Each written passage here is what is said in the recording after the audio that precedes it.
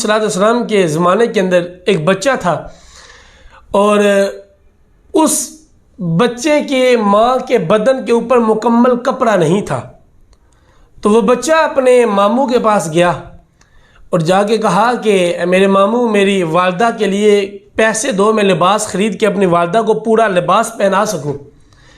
تو ماموں نے اپنے بہن کے بیٹے کو گھر سے نکال دیا اور کہا کہ جاؤ تم چلے جاؤ، میرے پاس کوئی پیسے نہیں ہیں۔ وہ بچہ جب راستے میں آیا تو اس کو کسی نے کہا کہ اے نوجوان، جہاں سین حرم کے اندر اللہ کے آخری نبی حضرت محمد صلی اللہ تعالیٰ علیہ وآلہ وسلم بیٹھے ہیں، جاؤ ان کے پاس، وہ تمہاری مدد ضرور کریں گے۔ اس بچے نے کہا کہ میں پہلے اپنی ماں سے پوچھتا ہوں اور ماں سے پوچھ کے پھر میں ان کے پاس جاؤں گا اور اپنی ضرورت کی چیز کا مطالبہ کروں گا۔ چنانچہ وہ بچہ گھر میں گیا، اپنی ماں کو کہا کہ ماں میں اپنے ماموں کے پاس گیا لیکن انہوں نے گھر سے مجھے نکال دیا کہ میں تیری کوئی مدد نہیں کر سکتا، میں اپنی بہن کی بھی کسی قسم کی مدد نہیں کر سکتا۔ تو راستے میں جب میں آ رہا تھا ایک شخص نے بتایا کہ سین حرم کے اندر اللہ کے آخری نبی حضرت محمد مصطفیٰ صلی اللہ تعالیٰ علیہ وآلہ وسلم ہیں، جاؤ ان کے پاس، وہ تمہاری مدد کریں گے۔ تو ماں نے بیٹے کو کہا کہ بیٹے ان کے پاس نہیں جانا، جو بھی ان کے پاس جاتا ہے وہ ان کا کلمہ پڑھ لیتا ہے۔ بیٹا کہنے لگا ہے ماں میں کوئی کچا بندہ نہیں ہوں، میں اپنے ابا و اجداد کے دین کو نہیں چھوڑ سکتا، میں ان کا نہیں کلمہ پڑھوں گا، اور اگر انہوں نے مدد کی ٹھیک ہے ورنہ میں ان کا کلمہ نہیں پڑھوں گا۔ ماں نے کہا ٹھیک ہے بیٹا، اگر یہ شرط ہے تو جاؤ۔ وہ بیٹا سین حرم کے اندر آیا، حضور علیہ السلام کے پاس کھڑا ہوا تو سرکار نے فرمایا کہ بیٹے بتاؤ کیسے آنا ہوا؟ اور بیٹا کہنے لگا کہ میں بات تب کروں گا جب پہلے میری ایک بات ہے کہ میں نے آپ کا کلمہ نہیں پڑھنا، میں نے آپ کے دین کو قبول نہیں کرنا۔ تو حضور علیہ السلام نے فرمایا کہ بیٹے بتاؤ تو صحیح بات کیا ہے، تو میرے دین کو نہ قبول کرنا۔ یہ فراخ دلی میرے حضور کی تھی، یہ لوگوں کی مدد کے اندر میرے حضور کا اخلاق عالیہ کا اعلیٰ پیمانہ تھا۔ سرکار نے فرمایا تم میرا دین قبول نہ کرنا، بات تو بتاؤ۔ وہ بچہ کہنے لگا کہ میری والدہ کے بدن کے اوپر لباس اتنا نہیں ہے کہ وہ اپنے بدن کو مکمل ڈھانپ سکے۔ اپنے رشتہ دار ماموں کے پاس گیا، ان کے سامنے اپنی عرض گزار ہوا لیکن اس نے گھر سے نکال دیا بغیر کسی مدد کے۔ آج راستے کے اندر آپ کا کسی نے بتایا تو میں آپ کے پاس آیا ہوں، تو اگر آپ مجھے کوئی کپڑا دے سکتے ہیں جس سے میں اپنی ماں کے بدن کو ڈھانپ دوں تو یہ آپ کی کرم نوازی ہوگی۔ تو حضور علیہ السلام نے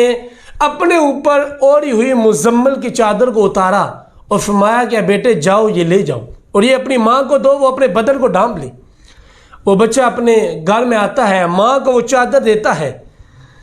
تو ماں نے کہا کہ بیٹے چادر لائے اور لگتا ہے کہ تم نے اس نبی کا کلمہ پڑھ لیا۔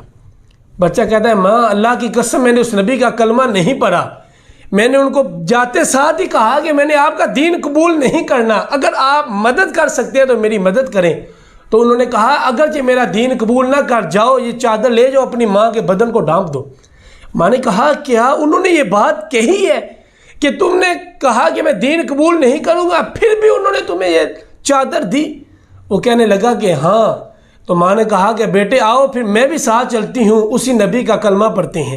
اسی نبی کے غلام بن جاتے ہیں جو لوگوں کو زبردستی دین قبول کرنے کا نہیں کہتا لیکن پھر بھی وہ مدد لوگوں کی کرنے میں کوشاں ہیں۔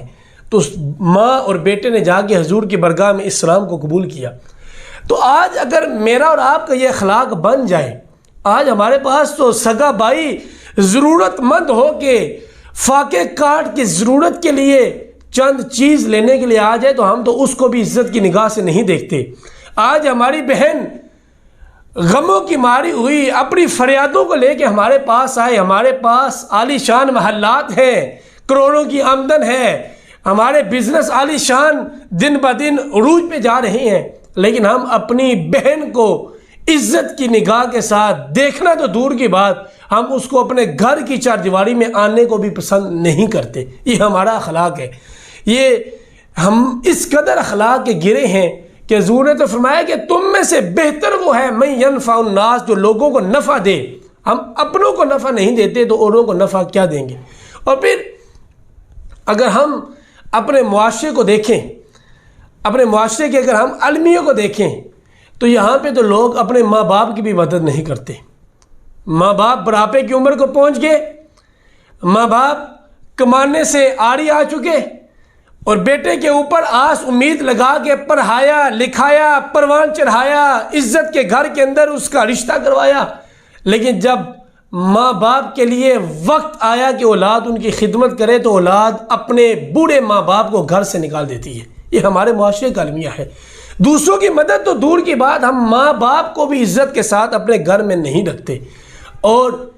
اس کے ساتھ ساتھ اگر ہمارے پڑوس کے اندر کوئی شخص ہے جو بیمار ہے، بڑی بیماریوں کا سامنا کر رہا ہے، اس کو میڈیسن کی ضرورت ہے، اور اگر میڈیسن نہیں ملے گی تو وہ اپنی زندگی سے ہاتھ دھو بیٹھتا ہے، تو ہم اس کی بھی مدد نہیں کرتے، ہم اس کو میڈیسن لے کے بھی نہیں دیتے، اس لیے کہ ہم اپنی دنیا کو عالی شان محلات کے اندر تبدیل کرنے میں گزار رہے ہیں۔ ہم نے اپنی منزل کی خاطر لوگوں کی گردنوں پہ چھریاں بھی چلانی پڑے ہم چلا رہے ہیں، لوگوں کے گردنوں کو پاؤں تلے روندنا بھی پڑے ہم روند رہے ہیں، لیکن ہم کبھی بھی کسی کی مدد نہیں کرتے، اس لیے کہ ہمیں اپنی منزل کی پڑی ہے۔ اور انسان اگر یہ دیکھ لے، اگر وہ لوگوں کے لیے منازل آسان کرے تو اللہ اس کے لیے منازل کو آسان کرے گا، اگر وہ لوگوں کے لیے آسانیاں پیدا کرے تو اللہ اس کے لیے آسانیاں پیدا